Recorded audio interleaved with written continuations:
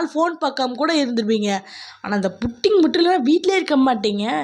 அவ்வளோ டேஸ்ட்டாக இருக்கும். வெறும் 3 இன்க்ரீடியன்ஸ் தான். வாங்க எப்படி செய்யணும் பார்க்கத்தானே போகிற இந்த காளியோட ஆட்டத்தை. அதுக்கு முன்னாடி ஒன்று சொல்லிக்கிறேன்.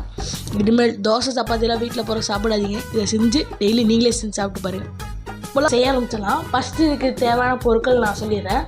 முட்டை, சர்க்கரை, பால். இப்போ நம்ம எப்படி மேக் பண்ணுறதுன்னு சொல்கிறேன். ஃபஸ்ட்டு ஒரு பவுலில் வந்து முட்டையை உடச்சி ஊற்றி அதில் வந்து 1/2 டம்ளர் பால் ஊற்றிக்கோங்க. அதுக்கப்புறம் சர்க்கரை 1 ஸ்பூன் ஊற்றி நல்லா பீட் பண்ணிக்கோங்க.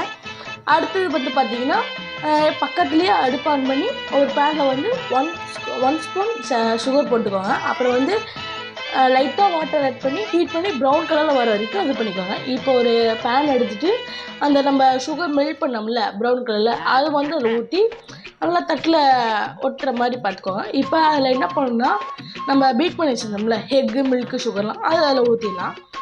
சரி, ஓகே. முட்டை உடச்சி ஊற்றும் போது நம்ம வாழ்க்கையே உடச்சி ஊற்றுற மாதிரி இருந்துச்சு. ஒரு அசிங்கமாகி போச்சு குமார். நம்மளுக்கு எப்பவுமே சிங்கிள் தானே, அதனால் எல்லோரும் உடச்சி போட்டு போயிட்டே இருப்பாங்க. இப்போ நம்ம வந்து என்ன பண்ண போகிறோம்னா ஒரு ஆன் பண்ணியாச்சு. ஒரு இட்லி குண்டா மாதிரி வச்சுட்டோம். சரிங்களா? இட்லி குண்டா தான் இருக்குது, வேற எந்த குண்டா அண்டா எதுவுமே இல்லை.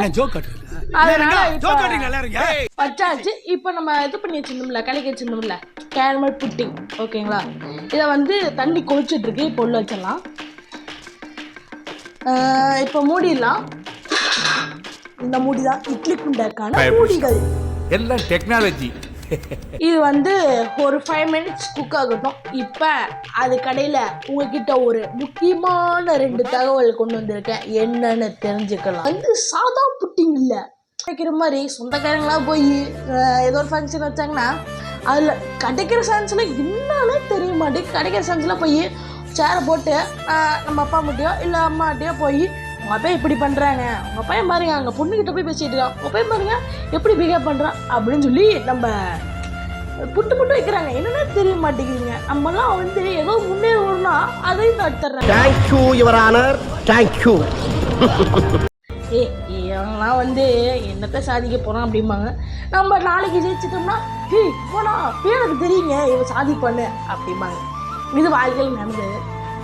இந்த புட்டிங் வந்து நான் ஒரு பேர் வச்சுருக்கேன். மாஸில் பக்காமாஸ் புட்டிங். இந்த பக்காமாஸ் புட்டிங் நேம் பிடிச்சிருந்தா மறுபடியும் கமெண்டில் சொல்லிடுங்க.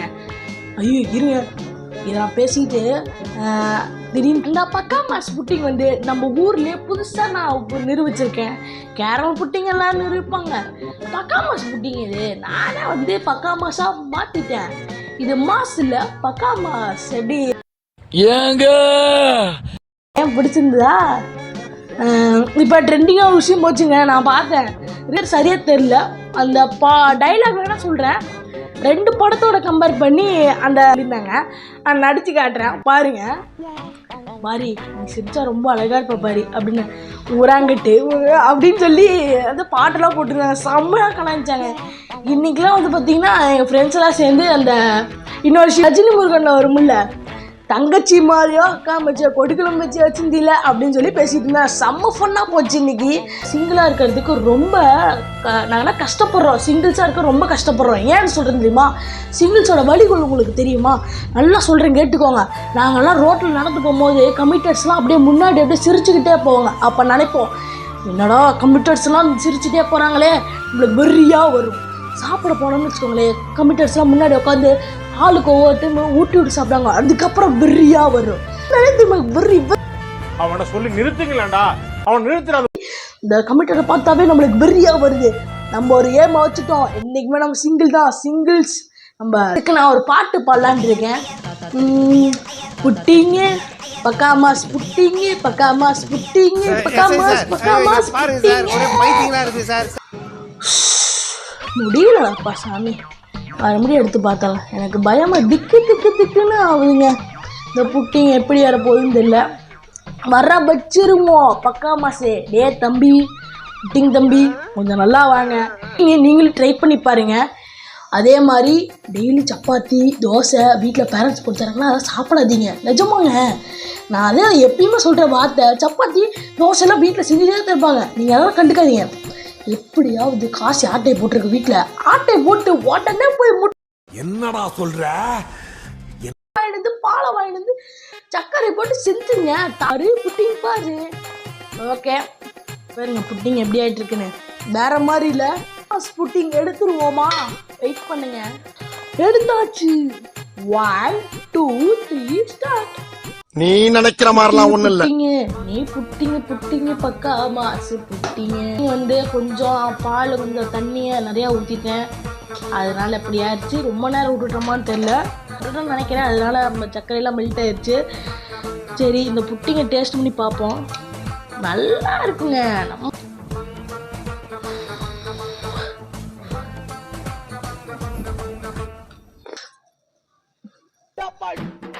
என்ன சொல்றேன்னு தெரியல.